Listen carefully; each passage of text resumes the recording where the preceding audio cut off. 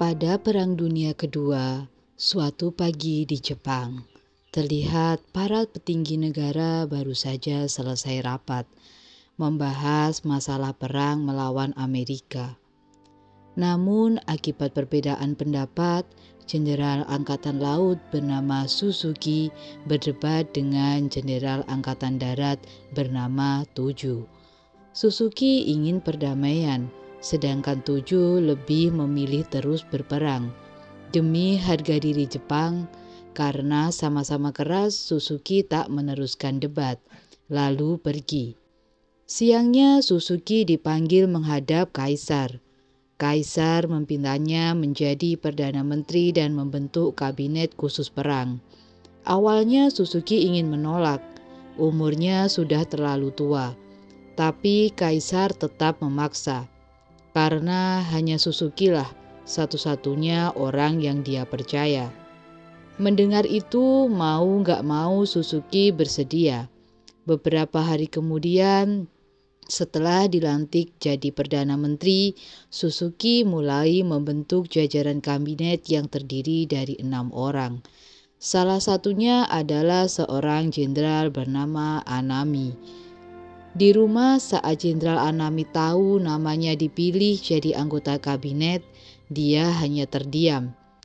Keesokan harinya di kantor Perdana Menteri, terlihat Suzuki sedang wawancara, mengomentari Presiden Amerika yaitu Roosevelt, yang baru saja meninggal dunia. Meski sekarang sedang berduka, namun Amerika pasti akan tetap melanjutkan peperangan melawan Jepang.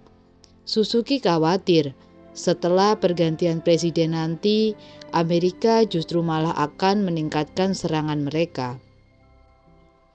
1 bulan berlalu, kekhawatiran Suzuki benar-benar jadi kenyataan. Malam hari tiba-tiba Amerika membombardir kota Tokyo. Beberapa hari kemudian, Suzuki mengumpulkan 6 anggota kabinetnya. Namun ketika semua berkumpul, karena Jenderal Angkatan Laut bernama Mitsumasa tak akur dengan Jenderal Angkatan Darat yaitu Anami, mereka pun berdebat, saling menjelekkan satu sama lain. Melihat tuh bocah berdua nih berdebat, Suzuki cuma bisa astagfirullahaladzim. Minggu depannya, di bunker Kaisar mengadakan rapat rahasia. Dalam rapat itu, Kaisar meminta Perdana Menteri beserta jajarannya segera menemukan solusi untuk mengakhiri perang.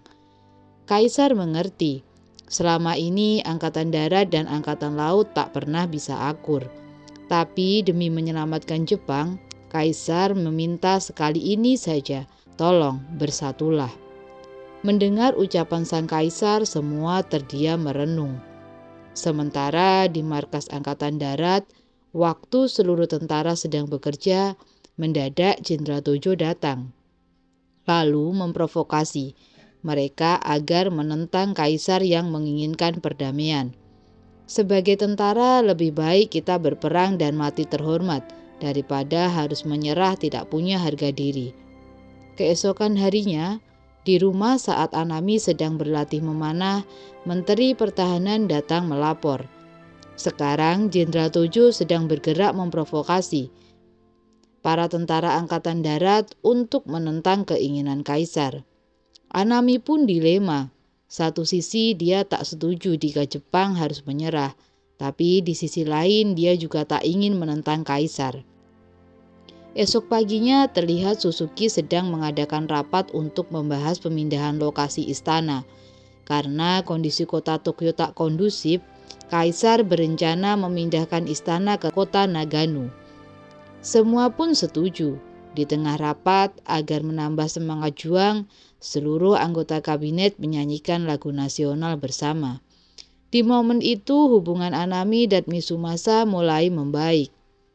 1 bulan kemudian, karena Jepang masih tak mau menyerah juga, Amerika serta negara sekutunya yaitu Inggris dari Cina mengumumkan akan memaksa Jepang menyerah lewat perjanjian damai. Setelah mendengar pengumuman itu, Suzuki langsung mengadakan rapat darurat. Dalam rapat, semua anggota sepakat menolak perjanjian damai. Mereka tak sudi jika harus menyerah begitu saja. Hingga akhirnya pada tanggal 6 Agustus 1945, Amerika menjatuhkan bom atom ke kota Hiroshima. 1 bulan kemudian, karena Jepang masih tak mau menyerah juga, Amerika serta negara sekutunya yaitu Inggris dari Cina mengumumkan akan memaksa Jepang menyerah lewat perjanjian damai. Setelah mendengar pengumuman itu, Suzuki langsung mengadakan rapat darurat. Dalam rapat, semua anggota sepakat menolak perjanjian damai. Mereka tak sudi jika harus menyerah begitu saja.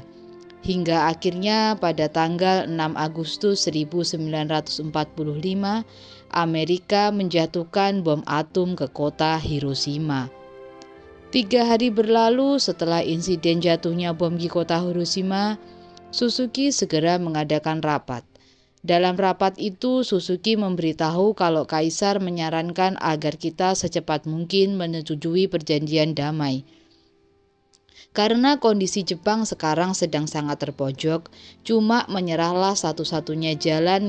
Mitsunama pun protes. Selama puluhan tahun Jepang tak pernah sekalipun kalah perang, apalagi menyerah.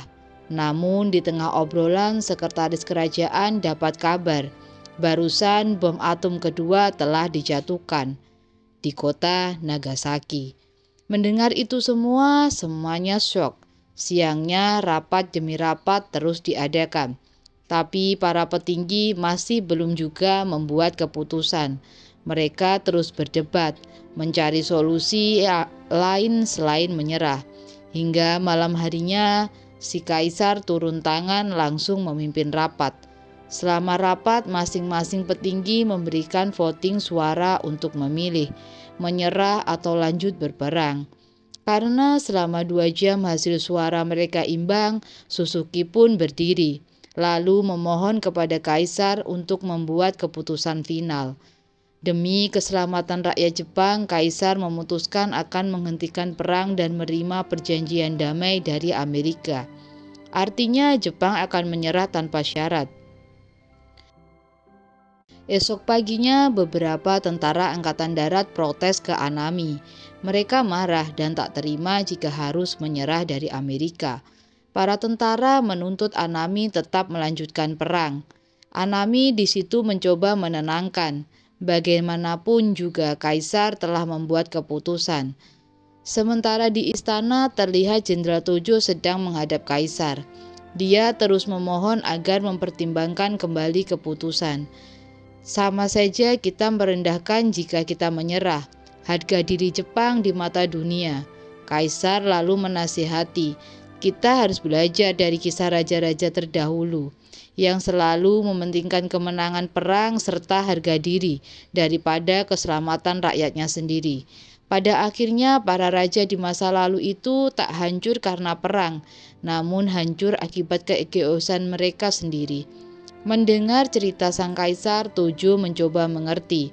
Siangnya ketika Anami sedang berobat, seorang sersan datang melapor kalau saat ini tentara angkatan darat telah terbelah jadi 2 kubu, yaitu kubu pendukung dan kubu menentang Kaisar.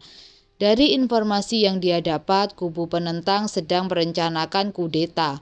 Mereka bersikeras ingin mengambil alih pemerintahan agar bisa melanjutkan perang.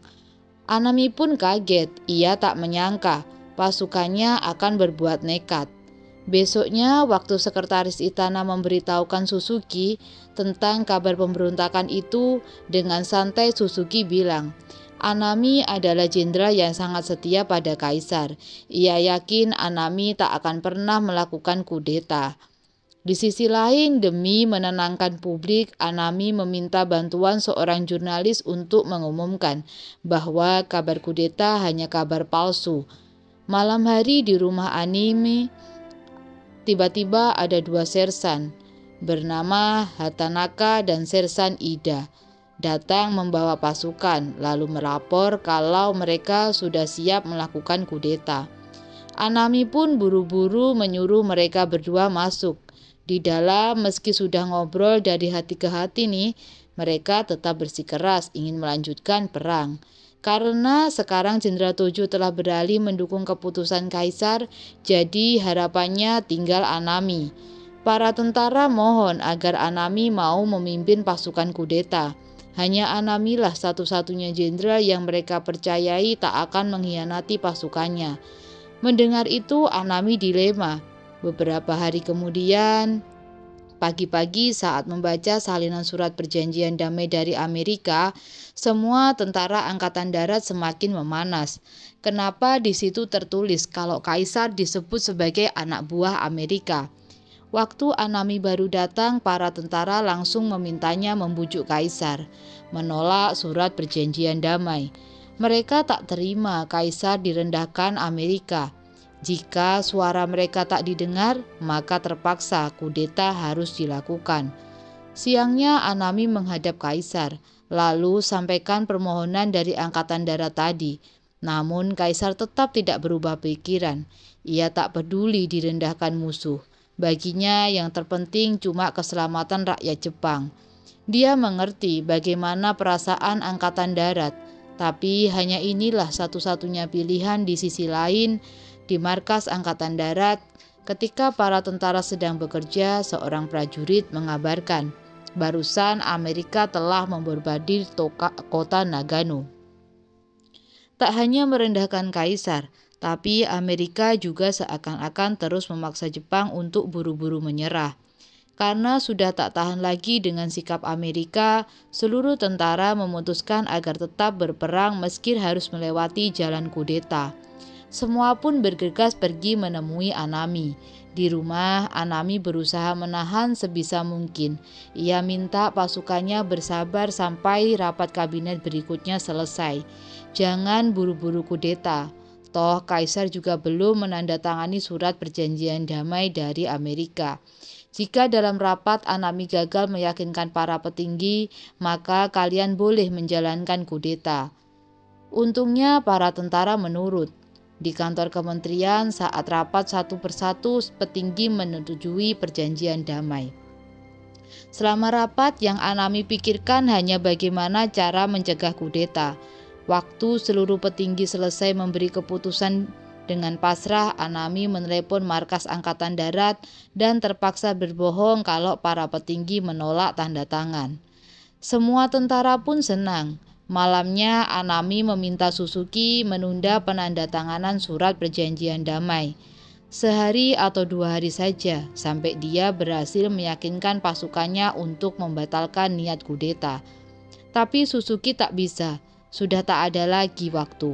Kita harus secepatnya menyerahkan surat itu, atau Amerika akan membombardir kota Jepang lagi. Esok hari karena bingung tak tahu harus bagaimana, Anami lalu berdiskusi dengan 3 jenderal lain. Anami berpesan para jenderal jangan pernah menghukum pasukan pemberontak. Tentara-tentara itu sebenarnya hanya ingin melakukan yang terbaik demi negara. Usia mereka masih muda dan masih labil. Sudah bertanggung jawab kita sebagai jenderal senior untuk membimbing mereka. Malamnya di bunker saat sedang rapat sambil menahan sedih, Kaisar berkata, dia mengerti bagaimana rasa sakitnya pasukan Jepang harus menyerah tanpa melakukan perlawanan. Tapi percayalah, rasa sakit kita ini akan menciptakan masa depan yang baik untuk Jepang. Meski nanti rakyat kecewa, Kaisar sudah siap menerima hukuman apapun asalkan rakyat bisa hidup sejahtera. Mendengar kalimat Kaisar, semua petinggi terharu. Keesokan paginya di markas angkatan darat, para tentara terlihat kecewa. Ternyata kemarin Anami berbohong. Ternyata para petinggi telah sepakat ingin menyerah. Siang hari di kantor kementerian, rapat kembali digelar untuk menyusun kalimat pernyataan menyerah yang akan diumumkan ke masyarakat. Namun selama berjam-jam karena terus saja berdebat masalah kata-kata dengan tegas, Suzuki menetapkan sendiri susunan kalimatnya. Lalu menutup rapat dan malamnya sepulang rapat ketika tahu kudeta telah dimulai, Anami pasrah. Sudah tak ada jalan lain. Sebagai pemimpin yang paling dihormati di Angkatan Darat, dia terpaksa harus melakukan misi terakhir, yaitu harakiri, atas mengakhiri hidupnya sendiri. Ia harap kematian nanti akan menjadi pukulan berat bagi seluruh tentara muda. Ia harap mereka sadar dan membatalkan kudeta. Tak lama kemudian di kantor kementerian seluruh petinggi kembali bertumpul. Satu persatu petinggi pun mulai menandatangani surat perjanjian damai. Selesai rapat, karena malam ini adalah malam terakhirnya, Anami menemui Suzuki untuk berpamitan. Dari sikapnya Suzuki sadar pasti Anami ingin melakukan harakiri. Sebagai sesama jenderal, Suzuki tak ingin mencegah. Dia hanya memegang pundak Anami, lalu berkata, "Sekarang Jepang sudah aman. Anami bisa meninggal dengan tenang." Ucapan Suzuki barusan membuat hati Anami lega. Di sisi lain, di stasiun radio terlihat Kaisar sedang bersiap melakukan rekaman pengumuman menyerah yang akan disiarkan besok. Ketika semua siap, Kaisar pun mulai merekam pidatonya. Setelah selesai, sekretaris kerajaan meminta petugas menyembunyikan rekamannya sampai besok paginya. Jika pasukan pemberontak tahu, mereka pasti akan memusnahkannya. Di sisi lain, di markas Angkatan Darat, ia mencoba meminta dukungan jenderal. Tapi jenderal justru ingin menggagalkan kudeta. Waktu Hatanaka datang, karena jenderal-jenderal terus-menerus menentang kudeta, Hatanaka kesal. Jenderal pun tewas. Melihat perbuatan Hatanaka, Ida kecewa. Tujuan kita adalah kudeta, bukan membunuh rekan seperjuangan sendiri. Namun Hatanaka tak peduli, segala cara akan dia lakukan demi kudeta. Karena tindakan Hatanaka sudah melenceng, Ida memilih untuk mundur. Hatanaka lalu mengambil stempel milik jenderal dan membuat surat perintah palsu. Kemudian pergi memberitahu kepala polisi istana untuk memulai kudeta. Stasiun radio pasukan pemberontak mulai bergerak, mencari rekaman pidato Kaisar. Karena tak bisa menemukan rekamannya, pasukan pemberontak menyandera sekretaris kerajaan dan semua staf di sana. Sementara di rumah terlihat Anami sedang menulis surat wasiat.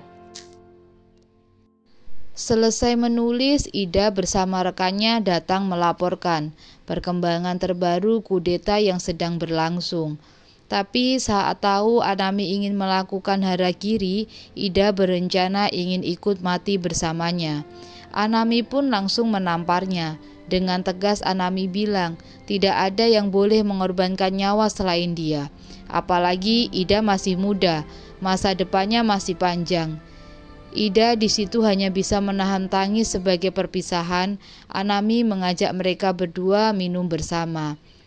Subuh-subuh, karena rekaman video Kaisar ini masih belum ketemu juga, Hatanaka memaksa para staf untuk segera menyiapkan siaran radio. Dia berencana menyampaikan pidato tandingan untuk seluruh rakyat Jepang. Hatanaka ingin rakyat tahu bahwa di saat semua petinggi memilih menyerah, kami para pasukan Angkatan Darat Muda tetap berjuang demi memenangkan perang. Tapi sebelum sempat berpidato, salah satu staf diam-diam mematikan seluruh listrik. Meski tak bisa siaran, namun tentara muda itu tetap menyampaikan pesan pidatonya dengan lantang.